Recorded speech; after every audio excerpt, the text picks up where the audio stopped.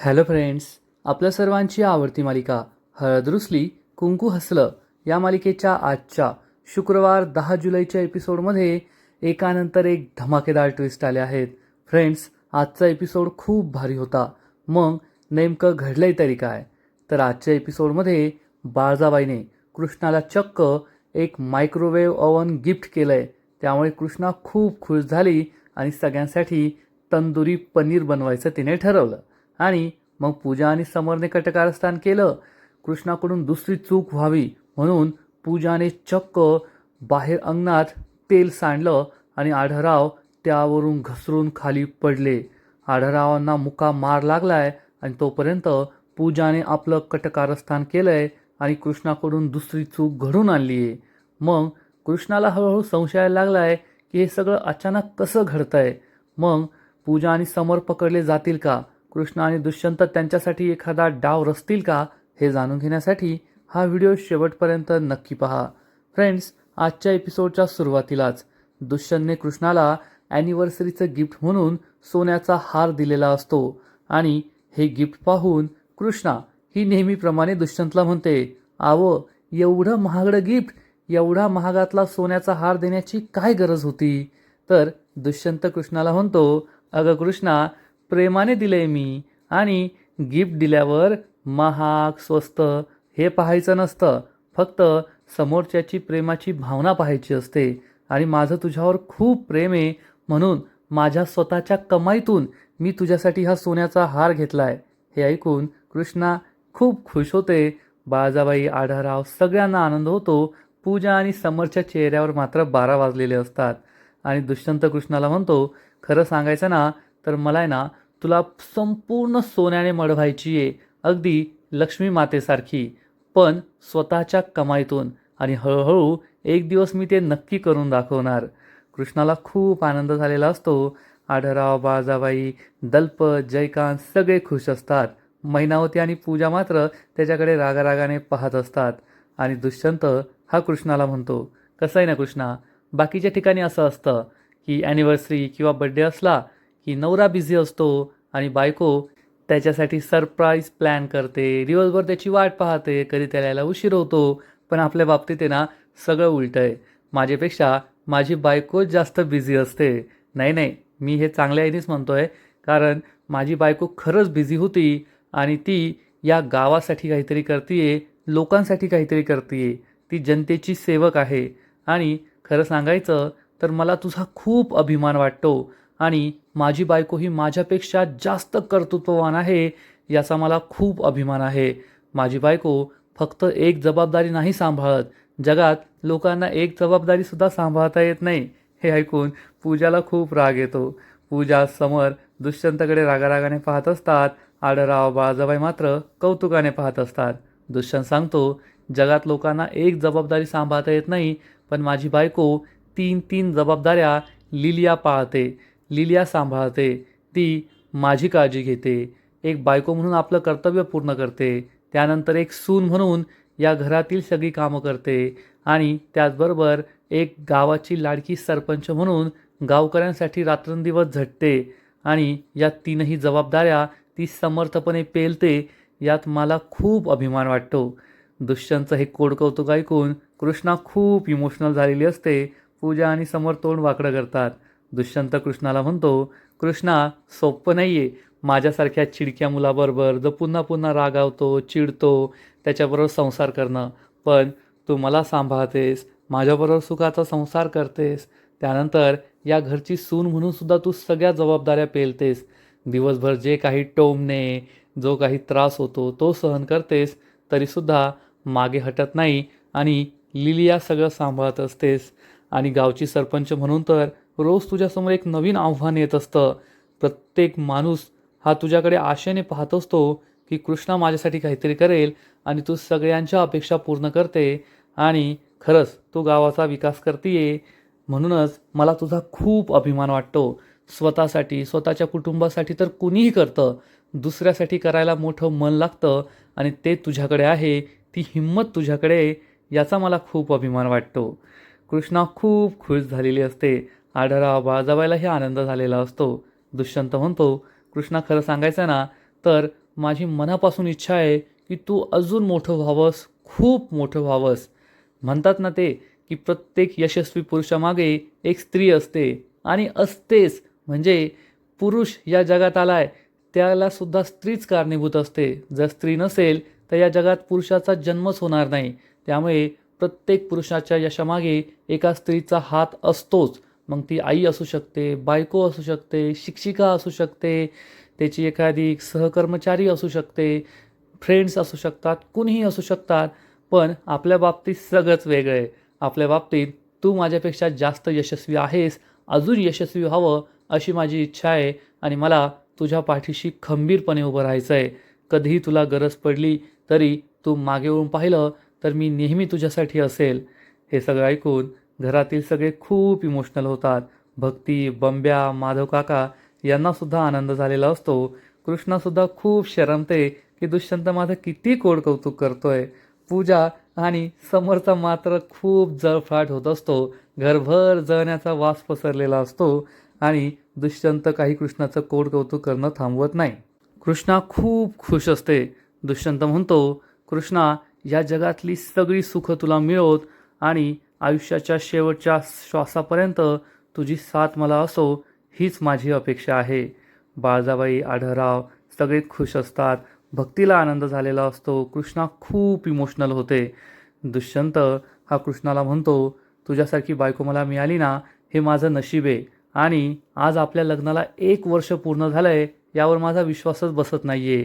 परंतु असं नाही आहे की आपल्या लग्नाला 1 वर्ष पूर्ण झालं म्हणजे आपलं नातं जुनं झालं आहे. नाही, आपलं नातं हे नेहमी असंच नवीन राहणार, टवटवीत राहणार आणि रोज नव्याने मला तुझ्यावर प्रेम करायचं आहे, तुझ्यासाठी सगळं करायचं आहे. कृष्णा खूप इमोशनल होते, रडू लागते आणि सगळ्यांसमोर दुष्यंतला घट्ट मिठी मारते. आढळराव, बाळजाबाई, मैनावती, भक्ती, बंब्या, माधव काका सगळे जोरजोरात टाळ्या वाजवतात, खूप खुश असतात.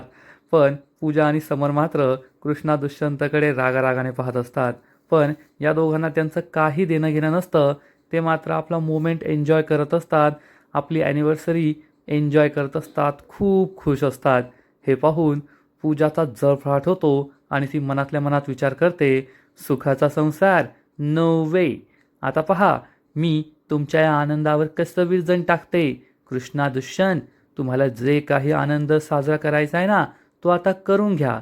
कारण उद्या सकाळी कृष्णाकडून दुसरी चूक होणार. मी ती घडवून आणणार आणि मग पहा या घरात कसं भीतीचं वातावरण निर्माण होतं आणि तुमच्या या आनंदाला कशी माझी नजर लागते. असा विचार करून पूजा खूप खुश होते आणि उद्या सकाळची वाट पाहते. पाहता पाहता दुसरा दिवस उजाडतो आणि कृष्णा ही घराबाहेर अंगणात तुळशीमाईची पूजा करत असते. कृष्णाचा हा नित्य नियमच आहे. काहीही झालं तरी कृष्णाचा हा नियम कधीच मोडत नाही. आणि तेवढ्यात बाळजाबाई तेथे येते. कृष्णा आणि बाळजाबाई या दोघीही तुळशीमाईला नमस्कार करतात. कृष्णा मागे वळून पाहते तर बाळजाबाई उभी असते. कृष्णा विचारते, झाली का झोप? तर बाळजाबाई सांगते, कसली झोप झाली? पहाटे पहाटे झोप लागली आणि पाहता पाहता सूर्य उजाडला, त्यामुळे काही झोप झाली नाही. आणि कृष्णे, खरंच रात्री तुला यायला खूप उशीर झाला ना गं? कृष्णा म्हणते, होय, माझ्यामुळे तुम्हाला सर्वांना झोपायला त्रास झाला ना, सारी सारी. तर बाळजाबाई म्हणते, अगं सारी काय, उलट इतका उशीर झाला तरी कार्यक्रम खूप छान झाला बरं. आणि एका बायकोचं नवऱ्याने खूप कौतुक केलं. काय ते कौतुक, काय ते गिफ्ट, एका बाईची खूप मज्जा आहे. हे ऐकून कृष्णा लाजते, हसते. आणि मग बाळजाबाई विचारते, कृष्णे, पण एवढा उशीर कसा झाला? आमदाराची मीटिंग खूपच वेळ चालली. एवढा वेळ तर कधी तो आमदार मीटिंग घेत नाही. कृष्णा सांगते, हो, सगळं जाणून बुजून केलं त्या आमदाराने. मला गॅरंटी आहे, जाणून बुजून टाईमपास सुरू होता. दुपारी जेवायला उशीर केला, मग प्रत्येक विषयावर तासभर चर्चा केली, रात्रीचं जेवणसुद्धा केलं नाही, 1-2 मिनिटाचा ब्रेकसुद्धा घेतला नाही. मला तर वाटतं त्यांना कोणीतरी सांगितलं होतं की आज माझ्यासाठी दुष्यंत सरकारांसाठी महत्त्वाचा दिवस आहे आणि तो खराब करायचा. म्हणूनच हे सगळं कटकारस्थान रचलं गेलं होतं. जाऊ द्या आता.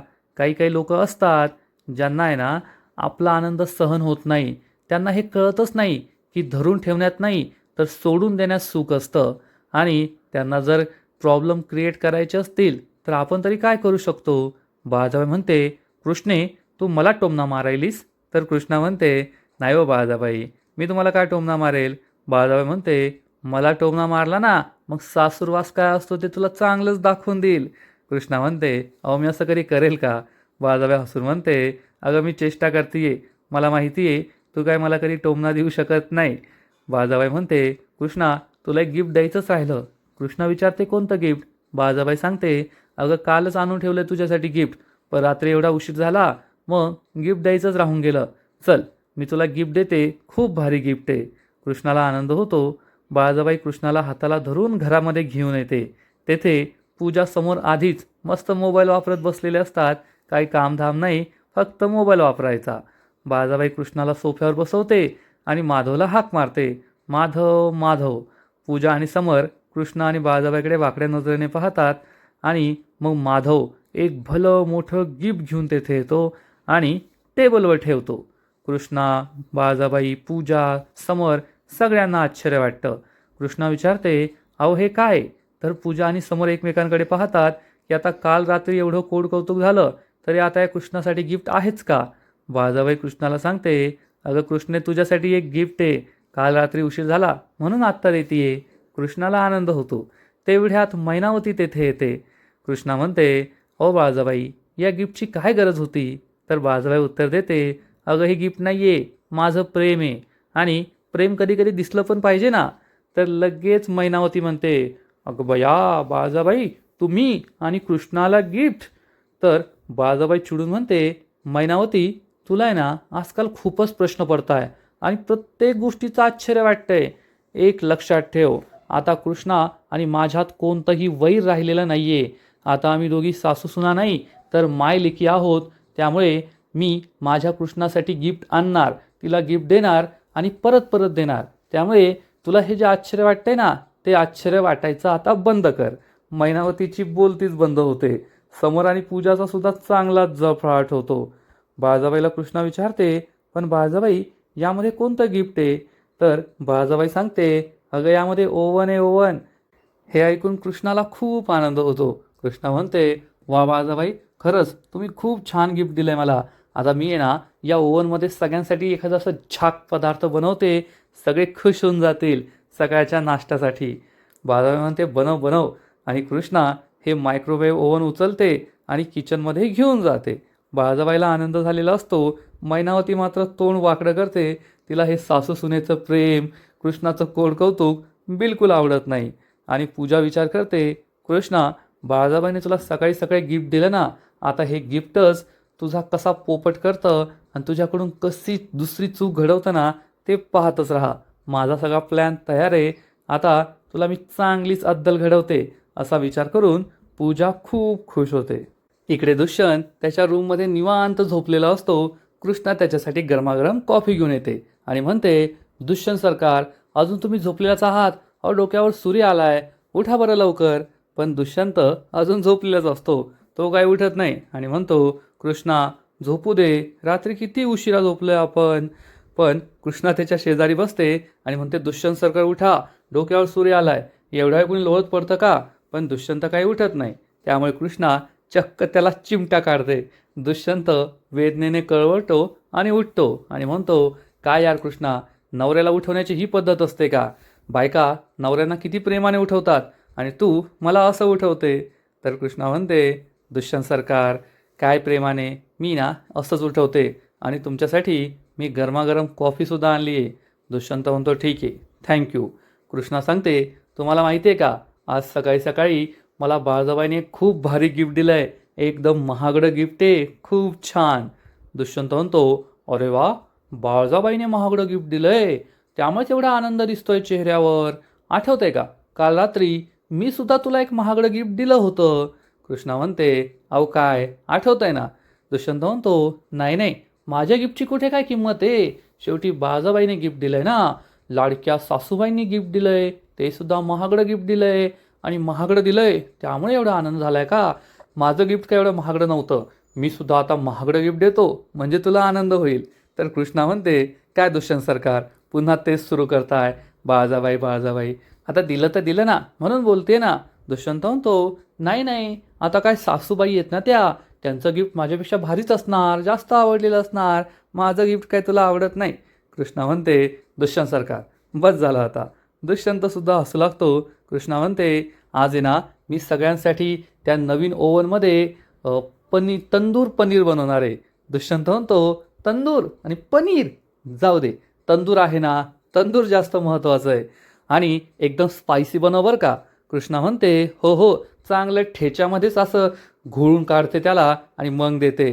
तुम्हाला आहे ना नेहमी तिखट खायचं असतं, कारण मग बायकोशी तिखट बोलता आलं पाहिजे ना, गोड नको, नाहीतर मग बायकोशी गोड बोलावं लागेल, हो की नाही? दुष्यंत हसू लागतो. कृष्णा म्हणते, कॉफी प्या आणि लवकर आवरून या खाली. आणि कृष्णा तेथून निघून जाते. दुष्यंत खूप खुश होतो आणि म्हणतो, तंदूर पनीर, माझ्या बायकोचं सुद्धा आहे ना काही खरं नाही आहे. सगळ्यांसाठी सगळं करत असते, छोटंसं गिफ्ट मिळालं तरी किती खुश होते. असा विचार करून दुष्यंतसुद्धा खुश होतो आणि त्याची कॉफी पितो. इकडे कृष्णा ही तंदूर पनीर बनवण्यासाठी किचनमध्ये येते आणि तिची सगळी तयारी सुरू असते.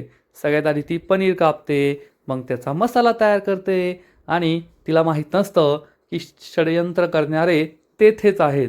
पूजा आणि समर हे दोघेही लपून कृष्णाकडे लक्ष ठेवून असतात. कृष्णा ही तंदूर पनीर बनवते हे या दोघांच्या लक्षात येतं.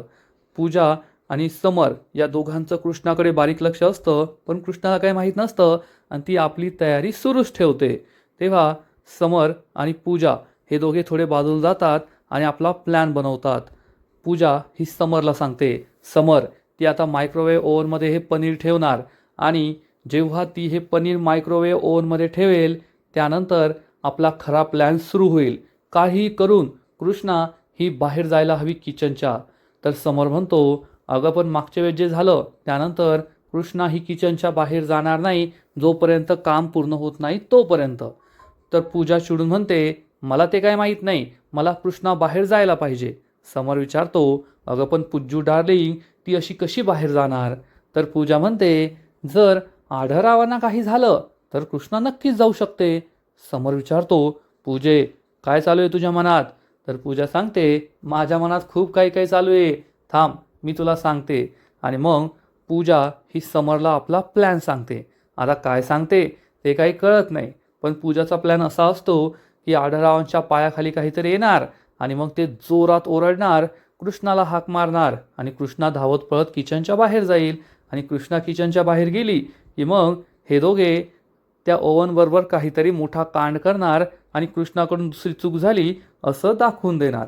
समरला सुद्धा हा प्लॅन आवडतो. पूजा खुश असते की आज कृष्णाकडून दुसरी चूक होणार आणि कृष्णामुळे या घरामध्ये कोणास तरी जीव जाणार आहे ही भावना सगळ्यांच्या मनात दृढ होईल.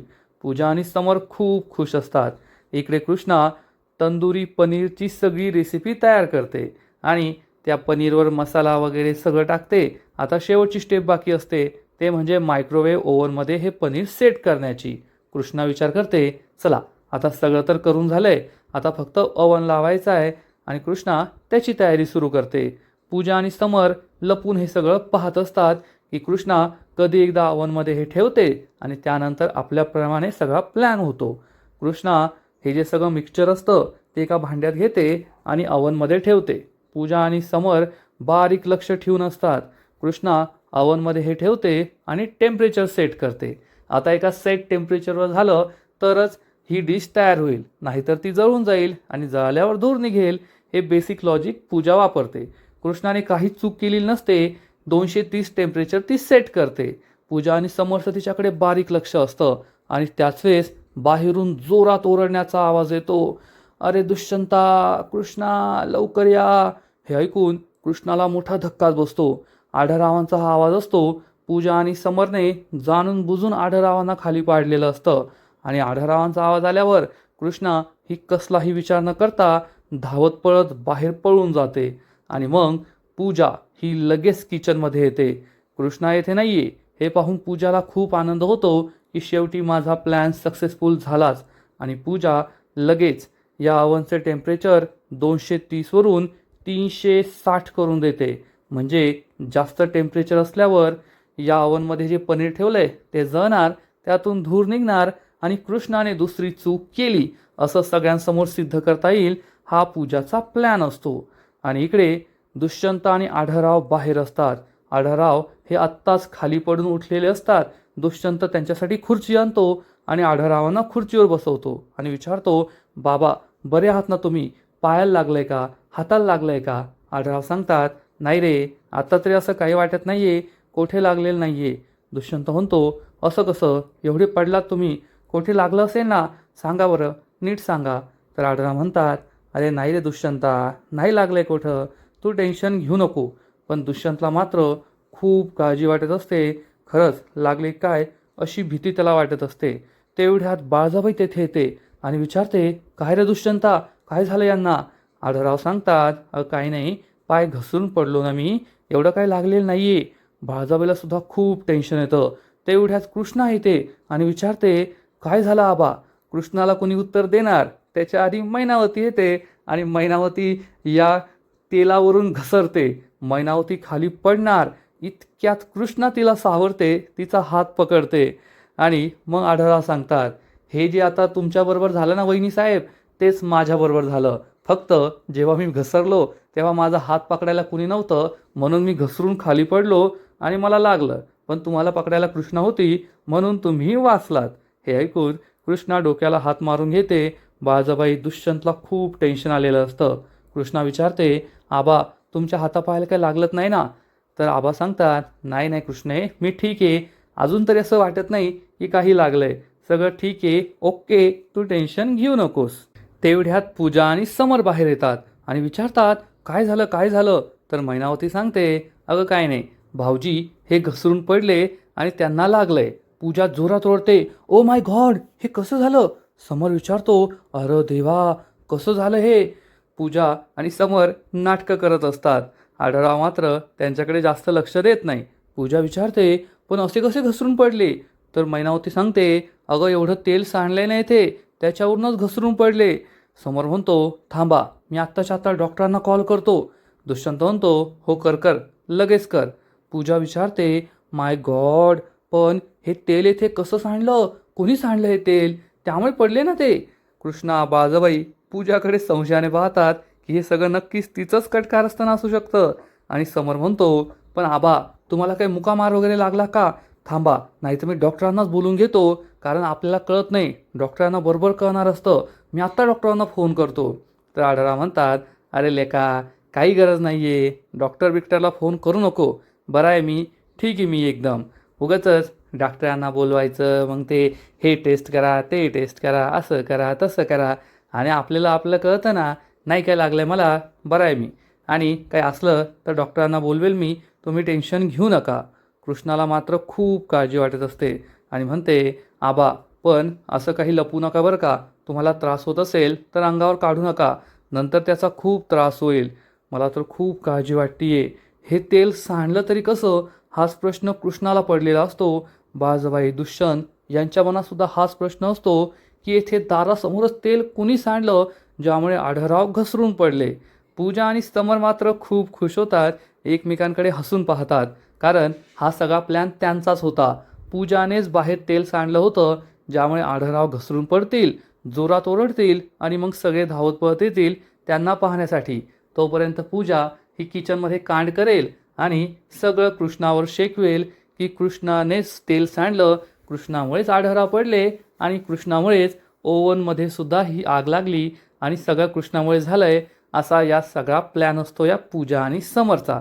आणि त्यांचा प्लॅन यशस्वी झालाय, त्यामुळे हे दोघे खूप खुश असतात आणि आजचा एपिसोड येथेच संपतो.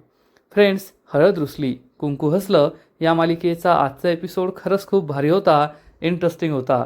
एपिसोडच्या सुरुवातीला दुष्यंतने कृष्णाला सोन्याचा हार गिफ्ट म्हणून दिला आणि मग कृष्णाचं जे कौतुक केलं ना, ते पाहून खरंच खूप भारी वाटलं. कृष्णाचं हे कौतुक व्हायला पाहिजेच होतं, कारण ती खरंच या कौतुकाची असली हकदार आहे. तिला हे कौतुक मिळालंच पाहिजे होतं. एक सून म्हणून, एक बायको म्हणून, गावाची सरपंच म्हणून खरंच कृष्णा रात्रंदिवस झटत असते, काम करत असते, परंतु कुणीही तिचं कौतुक करत नाही. दुष्यंतने मात्र आपल्या लाडक्या बायकोचं कौतुक केलं, हे पाहून खरंच छान वाटलं. आणि मग बाळजाबाईंनी सुद्धा तिला अवन गिफ्ट म्हणून दिलं, तिचं कौतुक केलं. पण पूजा आणि समरला तिचा आनंद काही सहन होत नाही. एक ना एक दिवस हे पूजा आणि समर असे अडकणारे ना की त्यांना घराबाहेर बसून भीकच मागावी लागेल एवढं मात्र नक्की त्यांच्या पापांची ही शिक्षा असेल यात शंका नाही. फ्रेंड्स, हळद रुसली कुंकू हसलं या मालिकेचा आजचा एपिसोड खूप भारी होता. पण पुढील एपिसोड आणखीन भारी असणारे, आणखीन मोठा ट्विस्ट या मालिकेत येणारे. मग नेमकं घडणार तरी काय? तर या मालिकेच्या पुढील एपिसोडमध्ये आपण पाहू की सगळे बाहेर असतील तोपर्यंत अवनमध्ये ठेवलेलं पनीर जळून कोळसा होईल आणि संपूर्ण घरभर धूर पसरेल. मग सगळे घरात पळत जातील. कृष्णा विचारेल, हे कसं काय झालं? तर दुष्यंत म्हणेल, तू काही ठेवलं होतं का अवनमध्ये? कृष्ण सांगेल, हो, पनीर. आणि मग बाळजाबाई समोर मैनावती म्हणणार, अरे देवा, कृष्णाकडून दुसरी चूक झाली. याचा अर्थ गुरुजींचं भाकीत खरं ठरतंय. आता या घरातलं कोणीतरी नक्कीच देवाघरी जाणार. हे ऐकून बाळजाबाई खूप चिडते आणि म्हणते, मैनावती, थोबाड बंद ठेव तुझं. कृष्णाकडून कोणतीही चूक झालेली नाहीये. तर पूजा चिडून म्हणेल, ओ बाळजाबाई, तुमच्या सुनेला अजून किती पाठीशी घालणार हो? हे सगळं तुमच्या सुनेमुळे झालंय. तुम्हाला दिसत नाहीये का? कृष्णाने दुसरी चूक केलीये आणि त्या गुरुजींचं भाकीत खरं ठरतंय. या कृष्णामुळेच आता एक एक चुका होत जात आहे आणि 5 चुका झाल्यावर या घरातील कुणीतरी देवाघरी जाणारच. असं म्हणून पूजा भिंतीवर लगेच दुसरी खून करेल आणि हे पाहून कृष्णाला खूप वाईट वाटणार. कृष्णा रडू लागेल. कृष्णा आणखीन घाबरणार की हो, माझ्याकडून दुसरी चूक झाली आहे आणि 5 चुका झाल्यावर माझ्यामुळेच या घरात कोणाचा तरी मृत्यू होऊ शकतो. पूजा मात्र खुश होईल की आपला प्लॅन हा सक्सेसफुल होत चालला आहे. आणि मग थोड्या वेळानंतर कृष्णा आणि दुष्यंत हे दोघे अंगणात बसलेले असतील. कृष्णा खूप दुःखी असेल आणि दुष्यंतला विचारेल, दुष्यंत सरकार, माझं मलाच कळत नाहीये हे सगळं कसं होतंय. त्या दिवशी सुद्धा माझ्याकडून चूक झाली नव्हती आणि आज सुद्धा झाली नाही. मी अवनचं टेम्परेचर एकदम कंट्रोलमध्ये ठेवलं होतं. मी ते जास्त केलं नव्हतं, पण ते अचानक कसं वाढलं आणि ही चूक माझ्याकडून कशी झाली ना, हेच मला कळत नाहीये. दुष्यंतच्या मनात सुद्धा शंका येईल की जर कृष्णा चूक करत नाहीये तर मग या चुका कशा घडताय? हे सगळं कसं घडतंय? हा प्रश्न दुष्यंतला सुद्धा पडणार. आणि पूजा आणि समर हे सगळं लपून ऐकत असतील. हे दोघे खूप खुश होणार की कृष्णा एवढी दुःखी आहे आणि तिला काहीच कळत नाहीये. आणि पूजा मनात विचार करेल, कृष्णा, ही तर फक्त सुरुवात आहे. पुढे पुढे पहा तुझ्यावर आणखीन काय काय होतं येते. मग आता पुढे काय होईल हे पाहायला मजा येईल. तर फ्रेंड्स, तुम्हाला सुद्धा हळद रुसली कुंकू हसलं ही मालिका आवडते का? आजचा एपिसोड आवडला का? नक्कीच कमेंट करून सांगा. आणि या मालिकेचे असेच नवीन नवीन एपिसोड, नवीन नवीन अपडेट सर्वात आधी पाहण्यासाठी व्हिडिओला लाईक करा, शेअर करा, चॅनलला सबस्क्राईब करून बेल आयकॉनवर क्लिक करा. म्हणजे या मालिकेचे नवीन नवीन एपिसोड तुम्हाला सर्वात आधी पाहायला मिळतील. खूप खूप खूप धन्यवाद.